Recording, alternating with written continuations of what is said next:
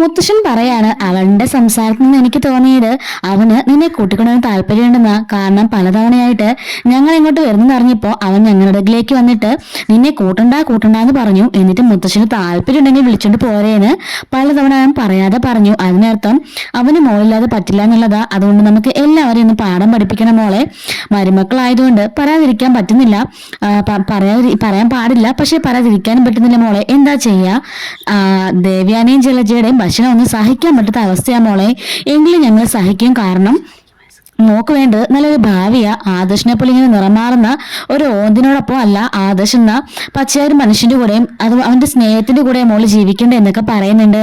അപ്പോഴേക്കും ഗോവിന്ദൻ പറയാണ്, അങ്ങനെ ഫുഡിന് പ്രശ്നം ഉണ്ടെങ്കിൽ കനകേനെ ഒന്ന് അടുക്കളയിൽ കയറാൻ പറഞ്ഞൂടായിരുന്നു എന്ന് ചോദിക്കുകയാണ്. അപ്പോഴേക്കും മുത്തശ്ശൻ പറയുന്നുണ്ട്, കനക എന്താ ആ വീട്ടിലേക്ക് ജോലി ചെയ്യാവുന്ന വേലക്കാരിയാണോ? അതൊന്നും വേണ്ട. നയനമോളും ആ വീട്ടിലെ വേലക്കാരിയൊന്നുമില്ല. പക്ഷെങ്കിൽ ഭക്ഷണം പാകം ചെയ്യുമ്പം നയനമോൾ ഉണ്ടാക്കുന്ന ഫുഡിന് പ്രത്യേക ഒരു രുചിയാ. അതുകൊണ്ടാ പാചകം ചെയ്യാൻ പറഞ്ഞത്. എന്തായാലും അവിടെ രണ്ടുപേര് ക്ഷീണിച്ചിരിക്കുക. ജലജയും ദേവ്യാനി പലതവണ ഞങ്ങളുടെ അടുത്ത് ഒന്ന് റെക്കമെൻഡ് ചെയ്തിട്ടുണ്ട് നിന്നെ കൊണ്ടുവരണ്ടെന്ന് പറഞ്ഞിട്ട്. പക്ഷെ അവർ പറയുന്ന വർത്താനത്തന്നെ മനസ്സിലാവുന്നുണ്ട് കൊണ്ടുവരണമെന്നാണെന്നുള്ള കാര്യം എന്നൊക്കെ പറയാണ്. എന്നിട്ട് മുത്തശ്ശൻ പറയുന്നുണ്ട്, എന്തായാലും ആദർശമോ വന്ന് വിളിക്കാതെ മോള് വരണ്ട എന്ന് പറയുന്നു. ഇപ്പൊ തന്നെ 3 ദിവസമായില്ലേ മൂർത്തി സാറേ, ഇനിയിപ്പോ നീണ്ടു പോയാലോ, ആദർശമോൻ വാശി കാണിച്ച് വരാതിരുന്നാലോ, ബന്ധങ്ങൾ തമ്മിൽ അകന്നു പോയാലോ, എനിക്ക് നല്ല പേടിയുണ്ട് എന്ന് ഗോവിന്ദൻ പറയുന്നുണ്ട്. അതൊന്നും ഓർത്ത് ഗോവിന്ദൻ വിഷമിക്കണ്ട. അനിയുടെ കല്യാണം വരികയല്ലേ, കല്യാണത്തിന് നേരത്തെ തന്നെ കുടുംബസമേതം അങ്ങോട്ടേക്ക് വന്നേക്കണം. അതിനു മുമ്പേ നയനെ വിളിച്ചില്ല എന്നുണ്ടെങ്കിൽ ആ കല്യാണ സമയമാകുമ്പം നയന വന്നതിന് ശേഷം തിരികെ ഗോവിന്ദന്റെ കൂടെ തിരിച്ചു എന്നൊക്കെ മുത്തശ്ശൻ പറയാണ്. നയന പറയുന്നുണ്ട്, ശരി മുത്തശ്ശാന് പറയാണ്. എന്തായാലും അവനും വീട്ടിലുള്ളവർക്കും താനില്ലാതെ പറ്റത്തില്ലെന്നുള്ള കാര്യമൊക്കെ എല്ലാവർക്കും മനസ്സിലായി തുടങ്ങി. തന്റെ വില എന്താണെന്നുള്ളത് എല്ലാവരും മനസ്സിലാക്കണമെന്നൊക്കെ മുത്തശ്ശൻ പറയുന്നുണ്ട്. എന്തായാലും സ്വാദിഷ്ടമായി ഫുഡ് കഴിക്കാൻ സാധിച്ചു എന്നൊക്കെ മുത്തശ്ശൻ പറയാൻ കേട്ടോ. ദേവയാനിയാണെങ്കിൽ വരുന്നില്ലല്ലോ, അവരെ ഇതുവരെയും കണ്ടില്ലല്ലോ. മുത്തശ്ശന്റെയും കൂടെ അവളിങ്ങ് വന്നാൽ മതിയായിരുന്നു, ജോലി ചെയ്ത് നിന്റെ നാട് ഒടിഞ്ഞു എന്ന് പറയുന്നുണ്ട്. അപ്പോഴേക്കും അങ്ങോട്ടേക്ക് ജലജ ചോദിക്കാണ്, അത് ഏട്ടത്തി ആരെയും വെയിറ്റ് ചെയ്യുന്ന ചോദിക്കാണ്. അല്ല, അച്ഛനമ്മയും പുറത്തേക്ക് പോയിരിക്കല്ലേ, സുഖമില്ലാത്ത ആൾക്കാരല്ലേ, കണ്ടില്ലല്ലോ എന്ന് നോക്കായിരുന്നു എന്ന് പറയുന്നുണ്ട്. ജലജ പറയാണ്, ഞാനും വരാതെ പോയി നിന്ന് അവരെ തന്നെ നോക്കിയെന്ന് പറയുന്നുണ്ട്. ഇതെല്ലാം കനക പുറകിൽ നിന്ന് കാണുന്നുണ്ട് കേട്ടോ. ജലജ മനസ്സിലോർക്കാണ്, കള്ളി അവള് നോക്കിയിരിക്കുക നയന വരാൻ വേണ്ടിയിട്ട്. എന്നിട്ട് പറയുന്നത് കേട്ടില്ലേ അല്ല എന്ന്. എന്നിട്ട് ദേവേനെ ഓർക്കാണ്, ഈശ്വര എത്രയും പെട്ടെന്ന് നയനയും കൊണ്ട് ഇങ്ങ് വന്നാൽ മതിയായിരുന്നു, എനിക്കിനി അടുക്കള കയറാൻ അതുപോലെ വയ്യ, എന്റെ ശരീരം മുഴുവൻ തളർന്നു എന്നൊക്കെ അവളിങ്ങനെ ആലോചിക്കുന്നുണ്ട്. ഓഫീസിലിരുന്നിട്ട് ഒരു സമാധാനമില്ലാതെ ആദർശ് വീട്ടിലേക്ക് പോകാനിരുന്നാണ്. ഈ സമയത്ത് പവിത്ര ചോദിക്കാണ്, അല്ല സാറെന്താ നേരത്തെ പോന്നേ? അതെന്താടോ, എനിക്ക് നേരത്തെ പോയിക്കൂടെ? അല്ല സാറങ്ങനെ നേരത്തെ പോവാറില്ലല്ലോ, അതുകൊണ്ട് ചോദിച്ചതെന്ന് പറയുന്നുണ്ട്. ഞാനിപ്പോ പോണം തീരുമാനിക്കുന്നത് ഞാനല്ലേ, പിന്നെ താൻ എന്റെ ഭാര്യ വല്ലതും വിളിച്ചിരുന്നോ? ഏയ് ഞാനാരും വിളിച്ചില്ല സാർ. അല്ല താൻ വിളിച്ചല്ലോ പറഞ്ഞോന്ന് ചോദിച്ചതാ. എന്താ സാർ വല്ല പ്രശ്നമുണ്ടോ? എനിക്ക് അങ്ങനെ പ്രശ്നമൊന്നുമില്ല, അവളെ വിളിച്ചിന് എന്തെങ്കിലും പറഞ്ഞു എന്നറിയാൻ വേണ്ടി ഞാൻ ചോദിച്ചതേ ഉള്ളൂ. ഇല്ല സാർ, ഞാൻ മേഡത്തിനെ വിളിച്ചില്ല. വിളിക്കണമെന്ന് ചോദിക്കുമ്പോൾ വേണ്ട അവളെ ഒന്നും വിളിക്കുന്ന കാര്യമൊന്നും വേണ്ട. പിന്നെ എനിക്ക് എന്തെങ്കിലും പ്രശ്നമുണ്ടെങ്കിൽ അതെന്റെ ഭാര്യ വീട്ടിലില്ലാത്തോണ്ടാണെന്ന് താൻ തെറ്റിദ്ധരിക്കൊന്നും വേണ്ട. എനിക്ക് അങ്ങനെ ഒരു പ്രശ്നമില്ല, മനസ്സിലായോ സാർ? ഞാൻ അങ്ങനൊന്നും വിചാരിച്ചിട്ടില്ല സാർ. അങ്ങനെ എന്തെങ്കിലും വിചാരം ഉണ്ടെങ്കിൽ അങ്ങ് മനസ്സിൽ വെച്ചാൽ മതി എന്നൊക്കെ പറഞ്ഞ ആദർശ് ഒരു കാര്യമില്ല ചൂടാകാണ്. പവിത്ര മനസ്സിലോർക്കാണ്, ഈ സാറിന് ഇത് എന്താ പറ്റിയെന്ന്. എന്നിട്ട് പറയുന്നുണ്ട്, പിന്നെ താനിപ്പോ മനസ്സിലെന്താ ആലോചിച്ച് എന്തെങ്കിലും പറഞ്ഞെങ്കിൽ മുഖത്ത് നോക്കി പറയണം, അല്ലാതെ മനസ്സിൽ വെച്ചോണ്ടിരിക്കുകയല്ല വേണ്ടേ എന്ന് ആദർശ് പറയുന്നുണ്ട്. പവിത്ര പറയാണ്, സാർ ഞാനൊന്നും ഓർത്തില്ല സാർ, ഞാനങ്ങനെ മനസ്സിൽ പറഞ്ഞ കാര്യമൊന്നുമില്ലല്ലോ സാർ എന്നൊക്കെ പറയുന്നുണ്ട്. എന്നാ ശരി പണി നടക്കട്ടെ എന്നും പറഞ്ഞിട്ട് ആദർശ് അവിടെ നിന്ന് ഇറങ്ങിപ്പോകുന്നുണ്ട് കേട്ടോ. ഇതേ സമയത്തിന് പവിത്ര ആലോചിക്കാണ്, എന്തായാലും മേഡത്തിനെ വിളിച്ച് സാറിന്റെ കാര്യം പറഞ്ഞ നന്നായി, ഒന്നുകൂടി വിളിക്കണമെന്ന് ആലോചിക്കുന്നുണ്ട്. എന്തായാലും സാറിന് കാര്യമായ പ്രശ്നമുണ്ട് എന്നുള്ള കാര്യവും അവൾ ഓർക്കാണ് കേട്ടോ. അങ്ങനെ ആദർശ് നേരെ കിരണിനെ വിളിച്ചിട്ട് ഒരു കോഫി ഹൗസിലേക്ക് വരാൻ പറയുന്നുണ്ട്. അങ്ങനെ ആദർശും കിരണും കൂടി കുറെ നേരം ഇവിടെ സംസാരിച്ചിരിക്കാണ് കേട്ടോ. കിരൺ പറയാണ്, നിന്നെ പോലൊരുത്തനെ ഞാൻ ആദ്യമായിട്ട് കാണുക, നിനക്ക് ശരിക്കും ഒരു സ്റ്റാൻഡ് ഇല്ല. നീ പല സമയത്തും പലതാ പറയുന്നത്. ചിലപ്പോ നീ നയനെ ഇഷ്ടമാണെന്ന് പറയും, ചിലപ്പോ ഇഷ്ടമില്ലെന്ന് പറയും. ഇതെന്താണ് അവളൊരു പാവക്കുട്ടിയിലാണോ നിനക്ക് മാറിയിട്ട് കളിക്കാൻ എന്നൊക്കെ ചോദിക്കാണ്. അതല്ലടാ, എനിക്ക് അവളുടെ സ്നേഹമൊക്കെ ഉണ്ട്, പക്ഷെ പുറത്തുവരാൻ സാധിക്കുന്നില്ല. കല്യാണം കൊണ്ട് റെക്കമെൻഡ് ചെയ്യിപ്പിക്കാനല്ലേ നീ ഇപ്പൊ വന്നത്, എന്തായാലും അത് നടക്കാൻ പോകുന്നില്ല എന്ന് പറയുന്നുണ്ട്. അതെന്താണ് നീ അങ്ങനെ പറഞ്ഞത്? നിന്റെ ഭാര്യ വിളിക്കാൻ കല്യാണമാണോ പോകേണ്ടത്? നീ തന്നെയല്ലേ പോകണ്ടേ എന്ന് ചോദിക്കാണ്. നിന്റെ അഭിമാനം അതിനെ സമ്മതിക്കുന്നില്ല അല്ലേ എന്നൊക്കെ കിരൺ ചോദിക്കുന്നുണ്ട്. ഞാനും കല്യാണിയും വിവാഹത്തിന് ശേഷം ഇന്ന ഒരു ദിവസം പോലും പിരിഞ്ഞു നിന്നിട്ടില്ല. അതാ ഞങ്ങൾ തമ്മിലുള്ള സ്നേഹം.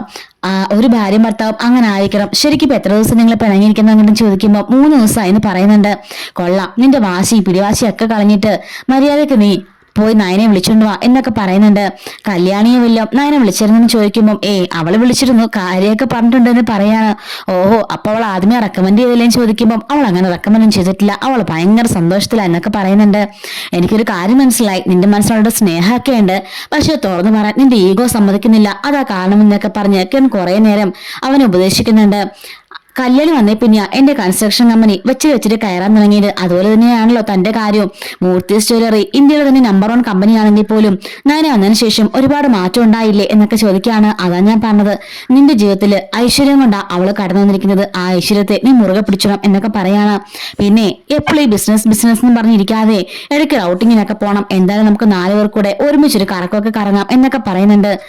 നിനക്ക് നിർബന്ധമാണെങ്കിൽ പോവാന്ന് പറയുമ്പോൾ അതെ, എന്റെ നിർബന്ധത്തിന് നീ വരണ്ട, നിനക്ക് വേണമെങ്കിൽ വന്നാൽ മതി എന്നൊക്കെ പറഞ്ഞിട്ട് ആദർശനൊന്ന് മോട്ടിവേറ്റ് ചെയ്ത് കിരൺ പറഞ്ഞിടുന്നുണ്ട്. ശരി ശരി, നിന്റെ ഉപദേശത്തിന് നന്ദി എന്ന് പറഞ്ഞിട്ട് ആദർശം അവിടെ നിന്ന് പോകുന്നുണ്ട് കേട്ടോ. നിന്നെ എനിക്ക് അറിയില്ലടാ, നിന്റെ മനസ്സിൽ എന്തുമാത്രം എന്നോട് സ്നേഹം ഉണ്ടെന്നും എനിക്ക് അറിയില്ലേ എന്നൊക്കെ പറഞ്ഞ് കിരണോട് ചിരിച്ചുകൊണ്ട് നിൽക്കുന്നുണ്ട് കേട്ടോ.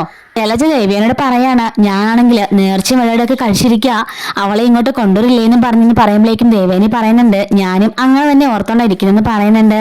പുറകിൽ നിന്നുകൊണ്ട് കനകം ഓർക്കാണ്, എനിക്കറിയില്ലേ രണ്ടാളുമാരുടെ മടിയൊക്കെ, എന്റെ മോള് വന്നിട്ട് വേണം അടുക്കളയിൽ ഇറങ്ങാൻ ഓർത്ത് രണ്ടെണ്ണം ഇരിക്കുവല്ലേ എന്നൊക്കെ പറഞ്ഞ് കനകം നിൽക്കുന്നുണ്ട്. അപ്പോഴേക്കും ഒരു വണ്ടിയുടെ സൗണ്ട് കേട്ടിട്ട് ജലജ പറയാണ്, ഒരു വണ്ടിയുടെ സൗണ്ട് കേട്ടല്ലോ, മിക്കവാറും അച്ഛനും അമ്മയും ആയിരിക്കും എന്നൊക്കെ പറഞ്ഞ് രണ്ടുപേരും സന്തോഷത്തുള്ളിച്ചാടി ഇരിക്കുകയാണ്. പക്ഷെ എങ്കിൽ വരുന്നത് ആദർശമായിരിക്കും കേട്ടോ. ആദർശന് കണ്ടപാടെ ദേവേനെ ചോദിക്കുകയാണ്, എന്താണ് ആദർശം നീ നേരത്തെ പോകുന്നത്, അങ്ങനെ വരുന്നല്ലോ എന്ന് ചോദിക്കുമ്പോൾ അമ്മ എനിക്കൊരു തലവേദന പോലെ, അതുകൊണ്ട് അച്ഛൻ അവിടെ നിന്നോളാൻ പോയിക്കോളാൻ പറഞ്ഞെന്ന് പറയുന്നുണ്ട്. ദേവേനെ ജലജ ചോദിക്കുന്നുണ്ട്, എങ്കിലും അങ്ങനെ നീ വരുന്നല്ലോടാ, ഇന്നെന്താ പറ്റും ചോദിക്കുമ്പോൾ സത്യമായിട്ടും എനിക്ക് സുഖമില്ല അപ്പച്ചി, അതുകൊണ്ടാണ് എന്നൊക്കെ പറയുന്നുണ്ട്. എന്താ മുത്തശ്ശൻ പോയിട്ട് കാര്യം എന്തായെന്ന് ചോദിക്കുകയാണ്. എന്ത് കാര്യം ചോദിക്കുമ്പോൾ അല്ല, മുത്തശ്ശനൊക്കെ കല്യാണം വിളിക്കാൻ പോയിരുന്നല്ലോ എന്ന് ചോദിക്കുകയാണ്. ദേവേനി പറയാണ്, കല്യാണം വിളിക്കാൻ പോകുന്ന കൂട്ടത്തില് അവളുടെ വീട്ടിലും കയറുന്നുണ്ട്, എന്തായാലും അവളെയും കൂട്ടി ഇങ്ങോട്ടേക്ക് വരണ്ടാന്ന് ഞാൻ മുത്തശ്ശനോട് പറഞ്ഞിട്ടുണ്ട് എന്ന് ദേവേനി പറയുന്നുണ്ട്. ആദർശ് പറയാണ്, ശരിയാ, ഞാൻ മുത്തശ്ശനിടയ്ക്ക് വിളിച്ചിരുന്നു, ഞാനും പറഞ്ഞു നിർബന്ധിച്ച് അവളെ ഇങ്ങോട്ട് കൊണ്ടുവരണ്ട എന്നുള്ള കാര്യം എന്നൊക്കെ ആദർശം പറയുന്നുണ്ട്. അങ്ങനെ 3 പേരുടെ മനസ്സിലും നയനെ കൊണ്ടുവരണമെന്നാണ് കേട്ടോ. പക്ഷെ ഈഗോ കൊണ്ട് 3 പേരും അത് പറയാതിരിക്കുകയാണ്. അപ്പോഴേക്കും മുത്തശ്ശന്റെയൊക്കെ കാറിന് സൗണ്ട് കേട്ടിട്ട് മുത്തശ്ശനൊക്കെ വന്നു തോന്നുന്നു ആദർശ് പറയുന്നുണ്ട്. അങ്ങനെ മുത്തശ്ശനും കയറി വരുന്നത് കണ്ട് 3 പേർ നോക്കി നിൽക്കാണ്. ആദർശ് മനസ്സിലോർക്കാണ്, ഈശ്വര നയനെ കൂടെ കാണണേന്ന്. ദേവേനും ജലജയും മനസ്സിൽ കരുതുന്നുണ്ട്, നയനെ കൂടെ കാണണേന്ന് കരുതിക്കൊണ്ട് നിൽക്കാണ്. പക്ഷെ മുത്തശ്ശൻ മാത്രമായിരിക്കും കേട്ടോ വരുന്നത്. അപ്പോഴേക്കും ആദർശ് ചോദിക്കാണ്, എന്താ മുത്തശ്ശ നിങ്ങൾ നയനെ കൂട്ടിയില്ലേ ചോദിക്കുന്നുണ്ട്. ഞങ്ങളെ പലതവണ വിളിച്ചതാ മോനെ, പക്ഷെ നയന വന്നില്ല, അവളിപ്പോ ഇവിടെ അച്ഛന്റെ കൂടെ നല്ല സുഖമായിട്ട് സന്തോഷമായിട്ട് ജീവിക്കുന്നുണ്ട്. പിന്നെ ആർട്ട് ഗാലറി ഒക്കെ ഉണ്ടല്ലോ, അവൾ അവിടെ തന്നെ നിൽക്കാനുള്ള പ്ലാൻ ആണെന്ന് എനിക്ക് സംശയമുണ്ട്. നിന്നെന്നും വരും, കാരണം അവള് ആർട്ട് ഗാലറി നിൽക്കണമെന്നൊക്കെ പ്ലാനിങ് പറയുന്നുണ്ട് എന്ന് പറയുന്നുണ്ട്. എന്നിട്ട് പറയുന്നുണ്ട്, ഞങ്ങളെ പലതവണ വിളിച്ചതാ, ഗോവിന്ദനും പറഞ്ഞാ മോളെ പോയിക്കോളാൻ, പക്ഷെ അവൾ വന്നില്ല എന്ന് പറയുന്നുണ്ട്. എന്താണ് ആദർശേ, നിങ്ങൾ തമ്മിൽ നിങ്ങളെ സ്നേഹത്തിലാണെന്ന് പറഞ്ഞിട്ട് അങ്ങനെയൊന്നും ഇല്ലേന്ന് ചോദിക്കാണ്. അങ്ങനെയൊന്നുമില്ല മുത്തശ്ശ, ഞങ്ങൾ നല്ല സ്നേഹത്തിലാണെന്ന് പറയുമ്പോൾ പിന്നെന്താ നയനമോള് വരുന്നില്ല എന്നങ്ങ് പറഞ്ഞത്. ഒരു ഭാര്യയും ഭർത്താവും നല്ല സ്നേഹത്തിലാണെങ്കിൽ ഒരിക്കലും ഒരു ഭാര്യയ്ക്ക് ഭർത്താവിനെ പിരിഞ്ഞിക്കാൻ സാധിക്കില്ലല്ലോ എന്നൊക്കെ പറഞ്ഞിട്ട് മുത്തശ്ശൻ ഇനിയപ്പോൾ അവള് വരുമ്പോ വരട്ടെ എന്നൊക്കെ പറഞ്ഞ് മുത്തശ്ശൻ നന്നായിട്ട് അഭിനയിച്ചുകൊണ്ട് അകത്തേക്ക് കയറി പോകുന്നുണ്ട്. കണ്ടോ ഏട്ടത്തി, ഇതൊക്കെ അവളുമാർ അടവാ, അവളുമാരെ ഇങ്ങനെ താങ്ങി നിൽക്കുമ്പോൾ പോയി വിളിക്കുമെന്ന് അവളുമാർക്ക് അറിയാം, അതിന്റെ അടവാ, അടുക്കളയിൽ കയറാൻ പറ്റാത്തതുകൊണ്ടാ അവൾ വരാത്തേ എന്നൊക്കെ പറയുന്നുണ്ട് കേട്ടോ. അങ്ങനെ അവിടെ നിന്ന് 2 പേരും ഇങ്ങനെ പ്രസംഗിച്ചുകൊണ്ട് നിൽക്കുന്നുണ്ട്. രണ്ടെണ്ണം അവിടെ നിൽക്കുമ്പോഴേക്കും കനകം വന്നിട്ട് ചോദിക്കുകയാണ്, അതെ അത്താഴത്തിനുള്ളതൊന്നും ആയില്ല, ഫുഡൊന്നും പ്രിപ്പയർ ചെയ്യുന്നില്ലേ എന്ന് ചോദിക്കുമ്പോഴേക്കും ഞങ്ങൾ ഉണ്ടാക്കാൻ പോവാ, നീ കൂടുതൽ വർത്താനൊന്നും പറയണമെന്ന് പറഞ്ഞിട്ട് ജലജൻ ദേവയാനിയും അടുക്കളയിലേക്ക് തന്നെ പോകുന്നുണ്ട് കേട്ടോ. ആദർശനോട് കനകം ചോദിക്കുകയാണ്, എന്താ മോൻ എന്തൊരു വിഷമം പോലെ, മോനെന്താ നേരത്തെ ചോദിക്കുമ്പോൾ ഒന്നുമില്ലമ്മേ, എനിക്ക് മഴയല്ലേ പുറത്ത്, തണുപ്പടിച്ചാൽ ശ്വാസം മുട്ടൽ കൂടും, അങ്ങനെ നല്ല തലവേദന പോലെ, പോയിന്ന് റെസ്റ്റ് എടുക്കട്ടെ, അതിനുവേണ്ടി വന്നതാണെന്ന് പറയുന്നുണ്ട്. മോനെന്താ വല്ലാത്തൊരു വിഷമം പോലെ ചോദിക്കുമ്പോൾ എന്റെ മുഖത്ത് വിഷമമുള്ള പോലെ അമ്മയ്ക്ക് തോന്നിയും ചോദിക്കുമ്പോൾ വിഷമമായിട്ട് തോന്നില്ല, പക്ഷെ പഴയ പ്രസാദം കാണുന്നില്ല, പക്ഷെ എന്റെ മോളുണ്ടല്ലോ അവിടെ ഭയങ്കര ഹാപ്പിയാ, ഇവിടുത്തെ ഇത്രയും ജോലിയൊന്നും ചെയ്യണ്ടല്ലോ, അവളുടെ വരയും കുറിയൊക്കെ ആയിട്ട് സന്തോഷമായിട്ട് ഇരിക്കുകയാണെന്നൊക്കെ കനകം പറഞ്ഞത് കേട്ട് സങ്കടപ്പെട്ട് ആദർശ് നിൽക്കുന്നുണ്ട് കേട്ടോ.